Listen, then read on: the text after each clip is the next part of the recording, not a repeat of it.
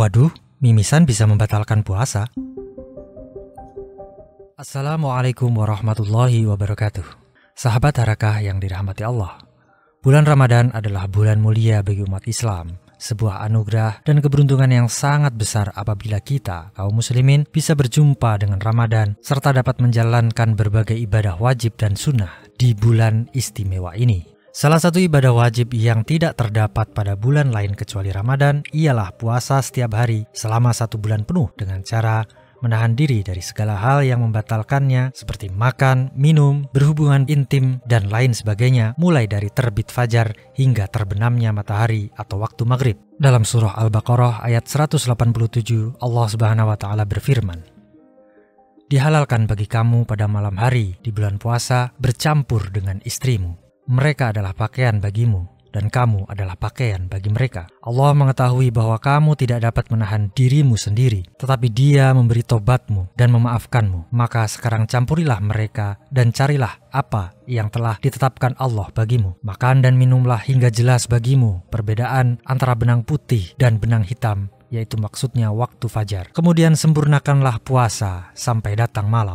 Tetapi jangan campuri mereka, istri-istrimu, ketika kamu beritikaf di masjid. Itulah ketentuan Allah. Maka janganlah kamu mendekatinya. Demikianlah Allah menerangkan ayat-ayatnya kepada manusia agar mereka bertakwa. Quran Surah Al-Baqarah ayat 187. Ringkasnya, ayat tersebut menerangkan tentang kebolehan melakukan hubungan suami istri pada malam hari di bulan Ramadan, serta larangan untuk melakukan hubungan intim tersebut di siang hari ketika menjalankan puasa. Demikian juga dengan aktivitas seperti makan dan minum. Meski demikian, hal-hal yang dapat membatalkan puasa tidak sebatas pada makan, minum, dan berhubungan intim suami istri. Ada beberapa hal lain yang dapat membatalkan puasa, misalnya perempuan yang mengalami haid dan nifas. Dalam sebuah hadis disebutkan Rasulullah SAW pernah bersabda, "Bukankah perempuan jika haid maka dia tidak sholat dan tidak puasa?" Hadis riwayat Imam Bukhari dan Muslim.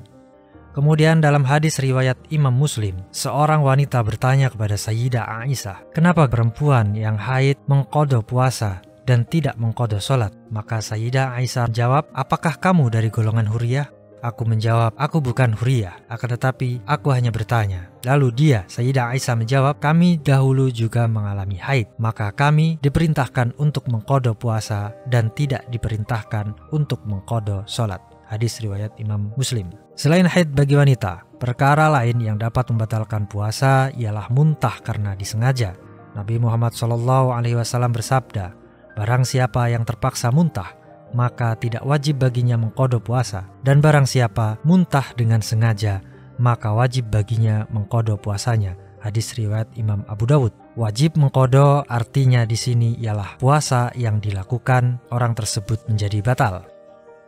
Selain makan, minum, berhubungan suami istri, serta haid, ada beberapa hal lain yang dapat membatalkan puasa. Sebagaimana dalam kitab Takrib disebutkan setidaknya ada 10 hal yang dapat membatalkan puasa. Berikut ini 10 hal yang dapat membatalkan puasa.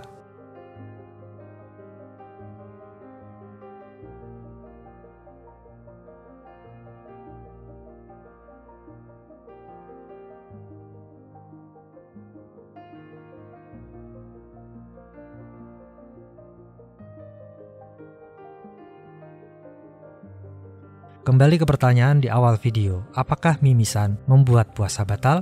Menjawab pertanyaan tersebut, Syekh Wahbah Al-Zuhaili dalam Al-Fiqhul Islam wa Adillatuhu juz 3 halaman 1730 menerangkan, orang yang berpuasa tidak batal dengan hal-hal sebagai berikut, yakni mengeluarkan darah karena mimisan, melukai diri atau dilukai orang lain atas izinnya, dan tidak ada sesuatu dari alatnya yang masuk pada lubang tubuh meski sebagai ganti dari hijamah atau bekam, sebab tidak ada nas dalam hal tersebut dan qiyas tidak menuntutnya. Penjelasan lain dari ulama pakar fikih mazhab Syafi'i asal Mesir, Syekh Shihabuddin Ahmad Al-Qalyubi dalam Hisayah Qalyubi wa Umairah diterangkan, jika dia atau seseorang memasukkan obat karena luka pada betis ke dalam daging atau memasukkan pisau ke dalamnya hingga sampai ke sumsum, maka tidak batal puasanya karena itu bukan rongga badan. Jika dia menusuk dirinya sendiri atau ada orang lain yang menusuknya atas seizinnya dan pisaunya ditancapkan pada bagian rongga dalam perut, maka hal itu membatalkan puasa. Maksudnya di sini bahwa jika benda tertentu tidak masuk ke dalam rongga tubuh yang terhubung dengan tenggorokan, perut, dan seterusnya, maka hal itu tidak termasuk dalam hal yang membatalkan puasa.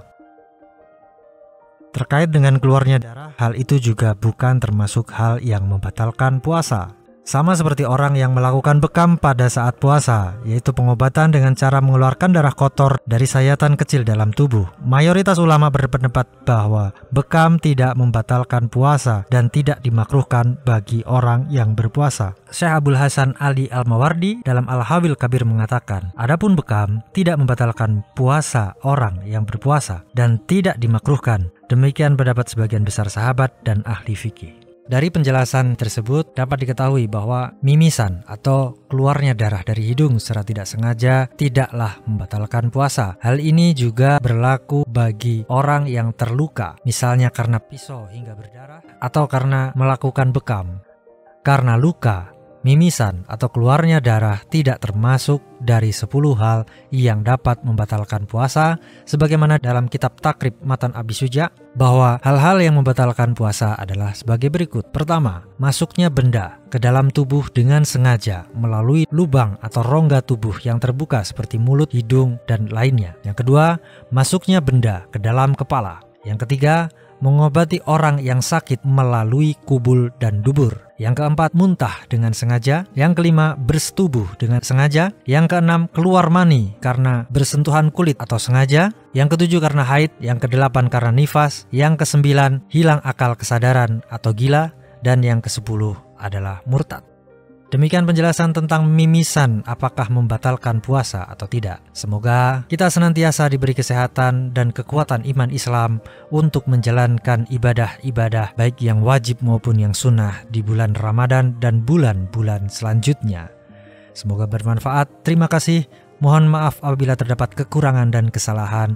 Wal afa minkum. Wassalamualaikum warahmatullahi wabarakatuh.